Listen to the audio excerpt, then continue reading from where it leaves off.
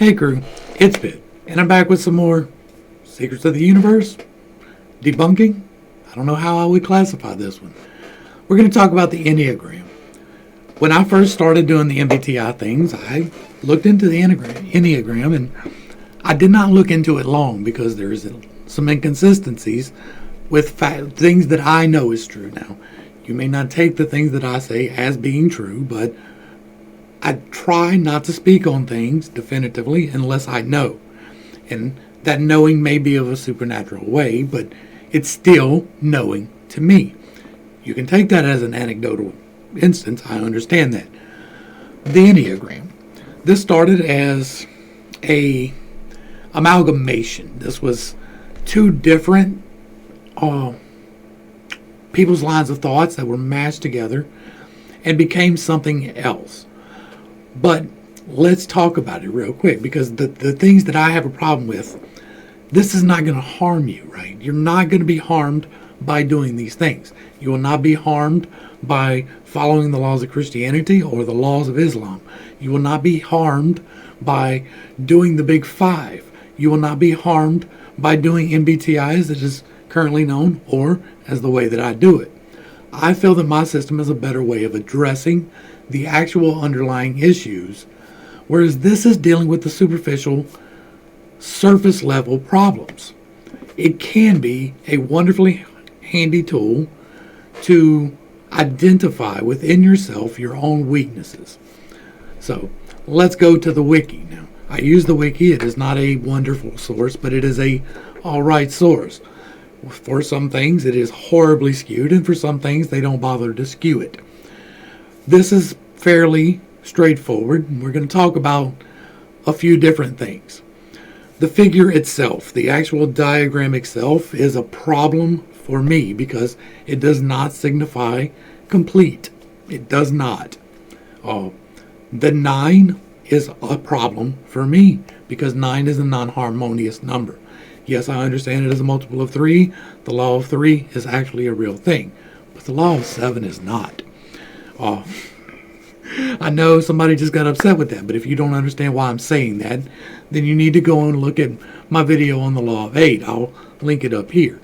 And another reason is because the layout itself is not harmonious, but because it is not taking into account at all one of the fundamental laws of creation, and that is the balance of things. Now, if you get into what each of these things actually describes, each one of these points represents who you are supposed to be as a person. And I really have a problem with that phraseology, but that is, while not in this wiki, how it is commonly accepted, right? I'm a type 1, that means I am a reformer and a perfectionist. Well, these lines are arbitrary in this diagram. Let me get back to that real quick before we get into the specific points, but these lines are completely arbitrary. The way that they're put on here is, if you read right here, we're going to read. The Enneagram figure is usually composed of 3 parts: a circle, a triangle, and an irregular hexagonal periodic figure, connecting 1, 4, 2, 8, 5, 7, according to esoteric spiritual traditions. The circle symbolizes unity, the inner triangle symbolizes the law of 3, and the hexagon represents the law of 7, because 1, 4, 2, 8, 5, 7, 1 is the repeating decimal created by dividing 1 by 7 in base 10 arithmetic. But there's no... These 3 elements constitute the usual Enneagram figure. There's no further need past the point of the division for that to be a thing. These lines don't signify any correlation between particular types. It does not signify links. I'm sorry, it just doesn't. It just doesn't work. It also greatly misunderrepresents the spiritual virtues upon which this is bound. I have also covered the 7 virtues and vices. And the 7 virtues and vices are all incorporated here plus 2. And those plus 2 are integrations of the others. We're going to talk about that as we go through. The 9 types in specific. The part 1 is the reformer and the perfectionist. That is resentment. And the vice is anger. That is wrath. We have talked about wrath and how that is the undertaking of love and how it is the overtaking of rejection. And so I can understand, like, these points make sense for the most part, but we'll get into the discrepancies as we go along. But these are real things, right? That's why you identify with them, is because they are real things, and you can see that in you. Well, yes, you get angry, you get resentful. Some people are overcome with that, but that doesn't mean that you want to reform anything. It doesn't mean that you're a perfectionist at all. Wrath is completely separate from that. Wrath is the overtaking of one of the vices and the undertaking of one of the virtues. The 7 virtues, because there are 7. If you have an 8th one that actually works, let me know and I'll check it out. But I believe that the 7 are the mortal, the base, the sacral, the third eye, the solar plexus, the heart, the third eye, the throat, the crown, and the 8th is the divine. That is the 8th point, and it is not a virtue or a vice, but it is the integration and balance of all of those. And so that law of 7 isn't 7, it is 8. It is the law of 8.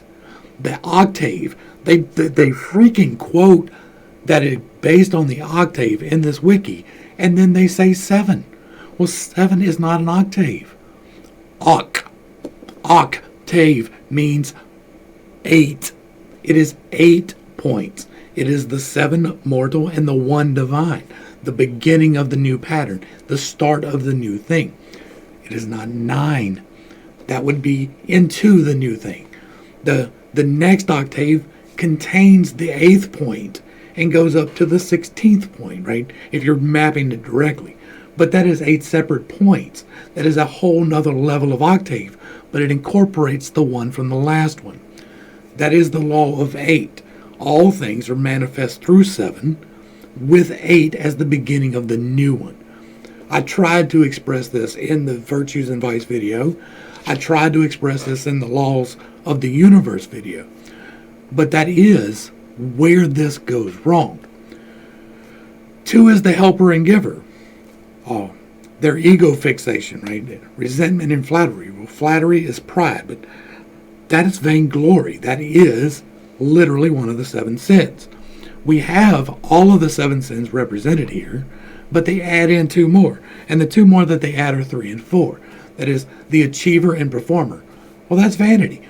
Well, freaking vanity is pride. It's the same thing. You may identify it a little bit different because one is giving flattery and one is wanting to receive the flattery. But it is literally the same thing. It is both pride. The virtue and the vice is deceitfulness and truthfulness. And while I can understand where you would come with that, I do. But it's not real. Because, and this is one that's just added in. Like, this is the problem that I had with the previous MBTI systems. It's the exact same problem. Is that you're trying to add in things that don't fit. Deceit and truthfulness is not limited to a type. And you can talk about the wings, you can talk about the lines, you can talk about whatever you want. But if you're looking at this diagram, points are separated. And they are only connected by these arbitrary lines that are filled. And these things do not necessarily have to have a correlation in order for these lines to be drawn there. Now, if this was an open circle with the 9 points, it should be 7, but we'll say 9. And you drew the lines into how it connects in your personal life, then that might make more sense. But as it is, all it is doing is basically explaining human nature. And while it can be a useful tool to identify within yourselves these things that you identify with so that you can correct them, it does not define who you are. It is not telling you how you receive information. It is not telling you how you give back the information. It is almost telling you what your motivation might be in doing so, which is how you can improve yourself with it. It's why it's not harmful. But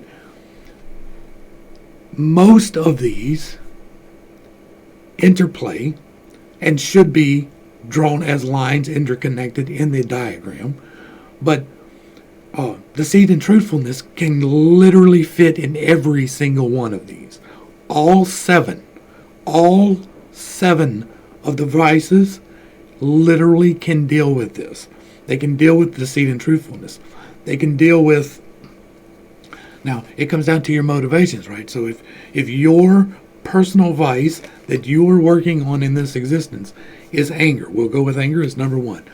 You can lie about those things, or you can tell the truth about those things, and that is not dependent on you being attached to number three. It does not have anything to do with your vanity. It could have to do with pride, but that's not necessarily different than flattery. It's not different. It's literally the same thing. It's just the dipole. That's one of the major problems I have with this, is the insertion of something that doesn't need to be there. 4 is the individualist and the romantic. Well, you can be individualist or romantic regardless. That is melancholy, which is envy, which is greed. That's what that falls into. If you're melancholy, the way this is laid out, you're lusting after the physical things, which is greed, whereas lusting after the physical body of someone else is lust. Well, greed is wanting all the things, lust is wanting all the people. And so this again is something that is already here. It is better explained farther down, right here. Stinginess. Well, that is the opposite dipole. Like the dipole here of envy, right? Well, greed and charity are the dipoles. So,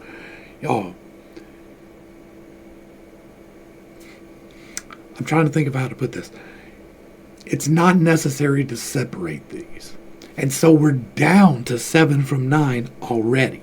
We're into an actual workable system if we get rid of 3 and 4. But the people who watch this and do this are not going to do that. They don't see that, and that's okay. That is their path. I can't walk that path.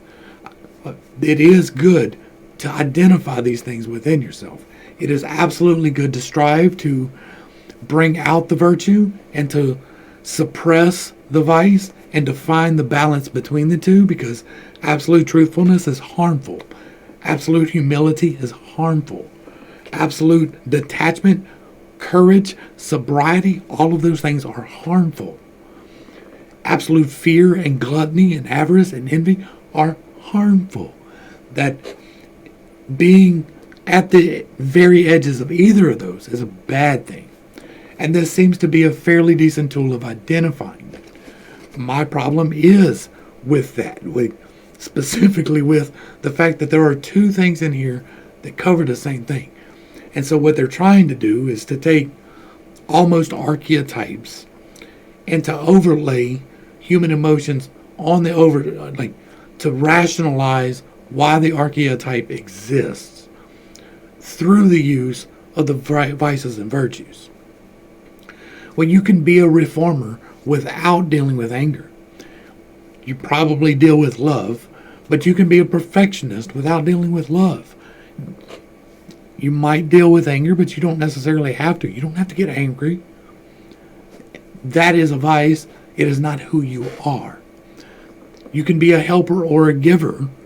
And yes, you will be working with either pride or humility there. But if you're walking in the middle of that, then yes, you're being humble. That is not, it's not giving of things. And the basic desires, these are basic desires for all people. All people want these things. And they tell you to find one that you most resonate with, that you most, well, it's a way of identifying your own shortcomings. It is a way of stepping out through what you need to do to improve yourself, but it does not divide. It does not say who you are. 5 is avarice, which is greed, right? And so greed is an outpouring of envy. And you want their things. That is what that is. Cowardice and courage. I've covered this, so I have a hard time going back and covering it again. But each one of these are. You've got courage, sobriety, innocence, and action. Now, I define them slightly different as far as like gluttony and is. We've got gluttony and temperance. We've got lust and chastity, greed and charity, despair and hope, wrath and love, sloth and diligence, and vainglory and humbleness. That's what this is. Like, I don't want to harp on about this because it's not a harmful tool, but it is not going to help you as much as what I'm doing, in my own opinion. Because what I am doing is trying to help you identify root causes for these things. What causes you to be angry?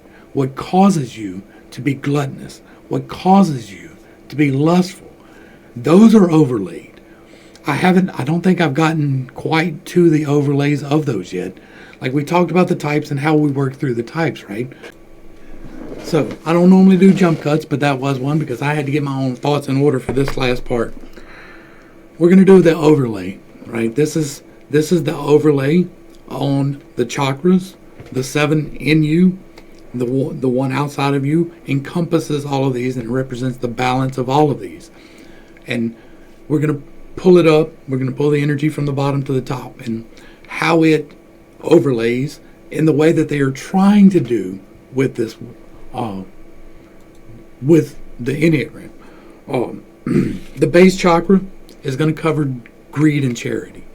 That is, I want all the things and I want to give away all the things. That is your base need. That is what I want all the things is trying to cover survival for you. I want other people to have all the things is the flip side of that. And it is doing the same thing. It is trying to provide that for everyone else. It is the base needs. It is food, shelter, clothing. It's not getting into sex. It's not getting into overtaking of food. It is talking specifically about finding food. We need this to survive. This is the base need of what we got. Next, we're going to get into the sacral, and that is going to be lust and chastity.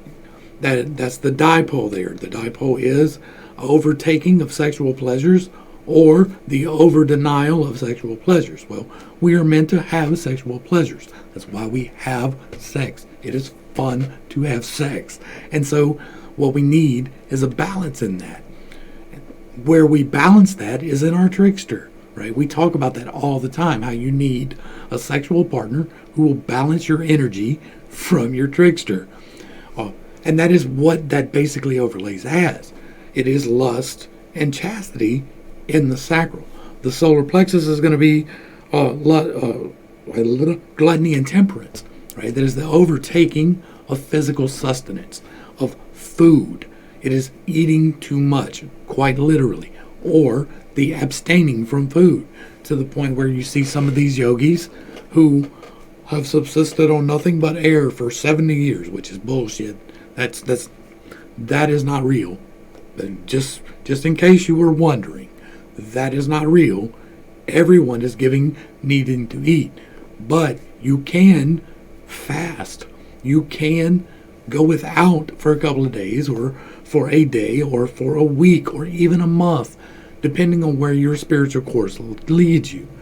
But you still do need that. If you do not eat, you will die.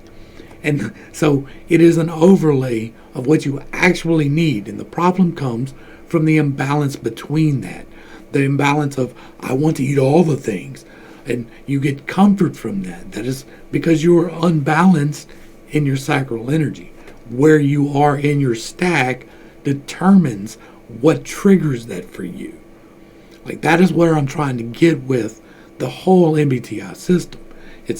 These things are what trigger your virtues and vices, is the actual overlay of the sins. That is going to bring us into the heart, and that is wrath and love, right? Wrath and anger is only love unreturned. You don't get mad at somebody if you don't care. You don't care. You only get mad at the people that you love, or that you want to love you, because you misplace your love.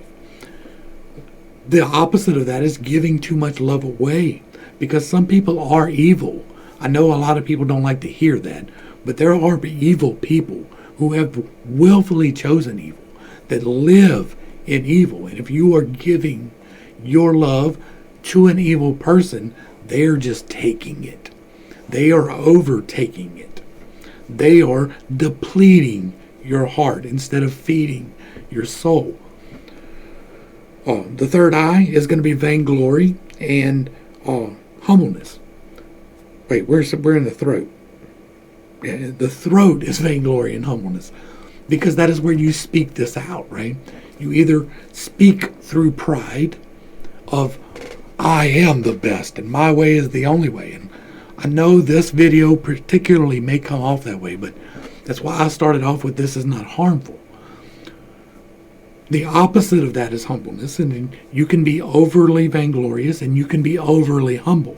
If you are humble to the point where you don't take credit for things, you're misrepresenting your throat. And then you don't get what you need out of that interaction. That is an energy exchange. All of the sins are temptations. All of the virtues are temptations.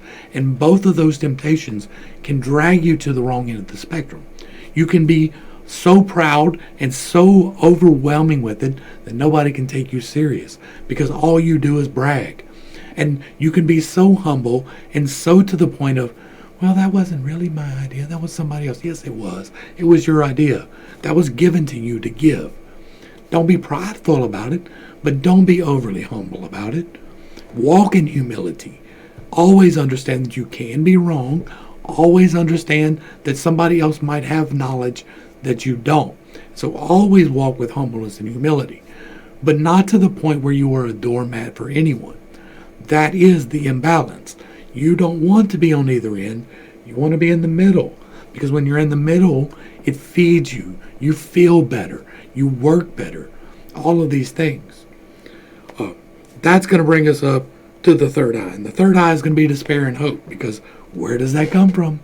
Where does that come from? Where does despair come from? From looking forward, to seeing in the future, to looking and saying this is what's going to happen. And you can get despairful about that. You're like, oh my God, the world is going to end. We are in the verge of a solar flip. That's a real thing. That's coming. We don't know when, but it is coming. And so you can either get tied up in that and say, the world is going to end and I'm going to burn. And we're just going to be judged and all of these horrible things that people think is coming with this event. Or you can be hopeful. You can look forward with that third eye and you can say, okay, well, I think it's all going to be rainbows and lollipops. Both of those are equally wrong. Both of those are equally wrong. You're not supposed to despair without hope. You're not supposed to hope without despair, because those are both parts of the dipole. We need to find the balance there. Look forward at the possibilities with, yes, this bad thing can happen, but yes, this good thing can too. That is where we are supposed to reside with that. That is the point of that. And then finally, we're going to get to the crown, and that is sloth and diligence. That is where I don't want to move. Because you get this information so flawlessly from the divine, you don't see your inaction as being necessary to it. Or you get so overwhelmed with it, you think you have no choice but to do it. And so the balance there is to find the middle. Yes, you need to take action, but divine timing is a thing.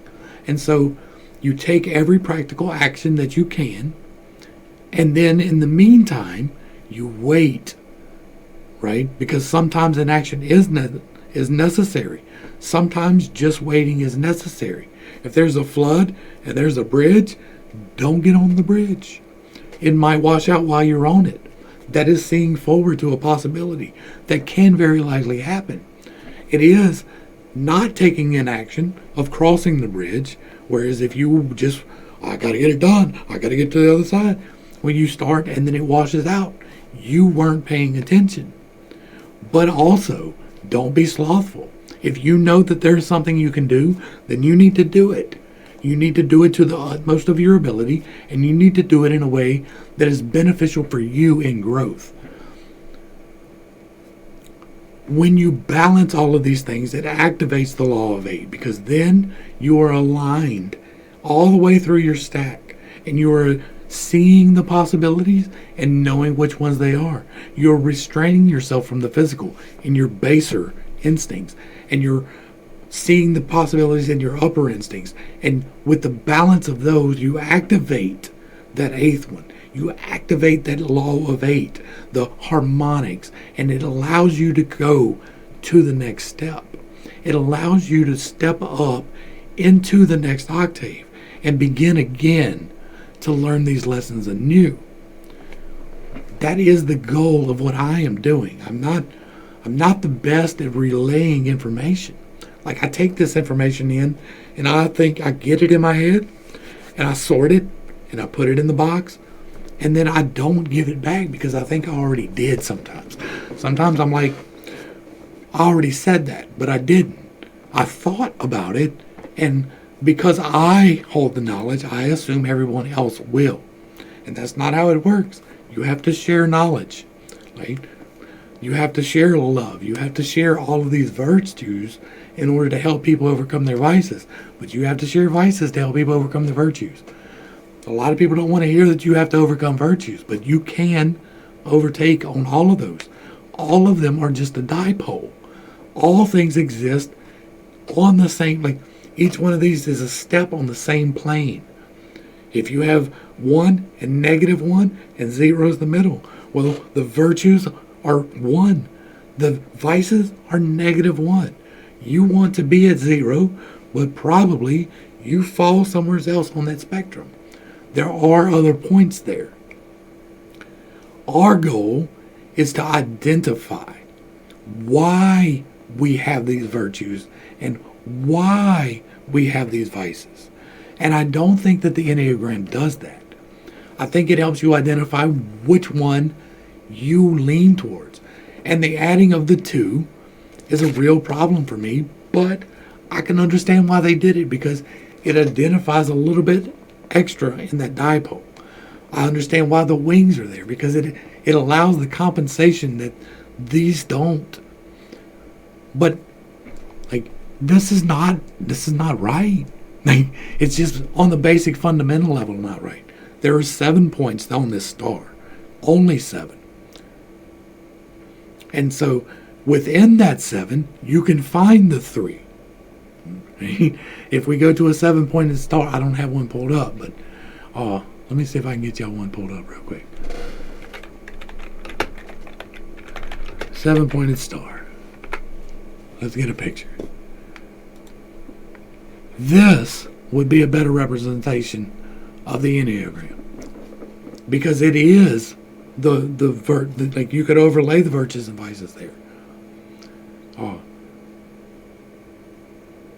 I hope I brought a little bit of confusion, a little bit of enlightenment, and not too much confusion to a somewhat difficult topic. I am going to link, like I mentioned it before, it's on this side. There will be the fundamental 8 harmonics of life will be linked up there.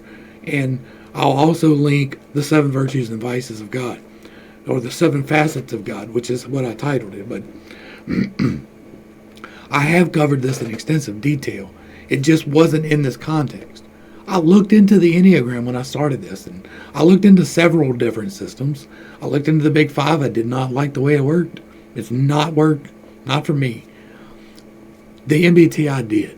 It helped me to identify what my triggers were, right? That was the important part. As an INFJ, right? My trickster energy is what everyone else is going to think about me. That is my sexual energy. It is, I want my partner to think good about me, and I want my partner to run and tell people that I'm good. Like, that is how that works for me specifically. And because it worked for me specifically, I tried to extrapolate that and hopefully help y'all to understand that a little bit too. But there's nothing harmful in the Enneagram. It will help you to help yourself. It's just incomplete. It doesn't do enough. It's the problem I have with the MBTI systems. Like, pretty much all the rest of them does not explain well enough for me. It doesn't. The basics are there, the generalities are there, but it doesn't get specific enough. I feel like what I did brought it more specific. It made it more objective in how to type people. I'm still not positive that I do it fully correctly. I don't have the experience with the practical application. Most of it is theory craft. Most of it is me matching what I think to myself, which is a horrible scientific process, but also to a lesser degree with other people. And to a lesser degree because I don't have a willing participant, right? I don't have people that I can kick this back with just talking. There's nobody in my life that I discuss this with but y'all. This is me talking to me, hoping to get some insight. I'm expressing to y'all what I am searching for. And part of that was why I didn't go with the Enneagram. It's why I did this video. And Some Average Gamer, thank you for asking that question because it was a great question. And I hope that I helped with that. Like, when you talked about the esoteric, like, the esoteric is a real thing, but they do it not quite right. And now hopefully I explained that to the crew. Thanks for hanging out. I appreciate every single minute that you are here with me, and I am praying for you every single day. If there is something that I did not explain correctly, if there's something that you need more of, let me know. Like, I can't help you unless I know what you need help with. These things to me now, at the point I'm at, is self-evident. And because it's self-evident, I overlook it. I am well aware that I do. That while I do rely on my own logic, I misexpress my own logic. And so I need help with that. I need people to help me figure out what I need to put out there. So that's what my crew is for, though. Y'all supposed to help me with that. And today you did, so thank you. I love you. Until next time, this has been Pittstake. Peace.